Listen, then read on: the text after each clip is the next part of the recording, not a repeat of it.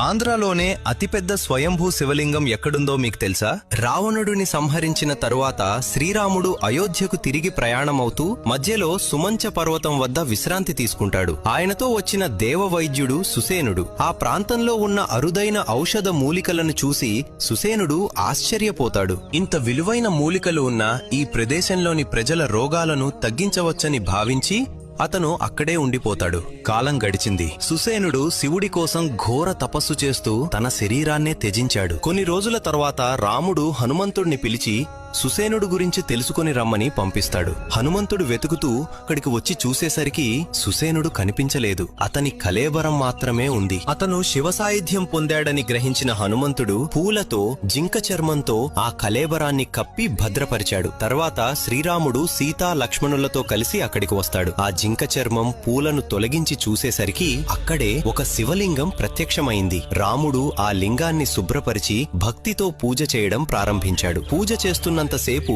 ఆ శివలింగం క్రమంగా పెరుగుతూ వచ్చింది. పూజ ఆపగానే ఆ లింగం పెరగడం ఆగిపోయింది. ఆ ప్రాంతాన్ని పాలించే రాజు ఎప్పటినుంచో ఈ శివలింగానికి గుడి కట్టాలని అనుకుంటాడు. కానీ శివుడు అతని కలలో దర్శనమిచ్చి, నేను ప్రజలకు ఎండల్లోనూ వానల్లోనూ ఇలాగే దర్శనమివ్వాలనుకుంటున్నాను, నాకు ఎలాంటి గుడి అవసరం లేదు అని స్పష్టం చేస్తాడు. అప్పటినుంచి ఆ శివలింగానికి గుడి లేదు. ఇప్పటికీ టెక్కలిలోని రావి వలసలో ఎండల మల్లికార్జున స్వామి మనకి స్వయంగా దర్శనమిస్తూనే ఉన్నారు. శివుడంటే మీకిష్టం ఉంటే కామెంట్లో హరహర మహాదేవ్ అని రాయండి. తప్పక అనుగ్రహం కలుగుతుంది.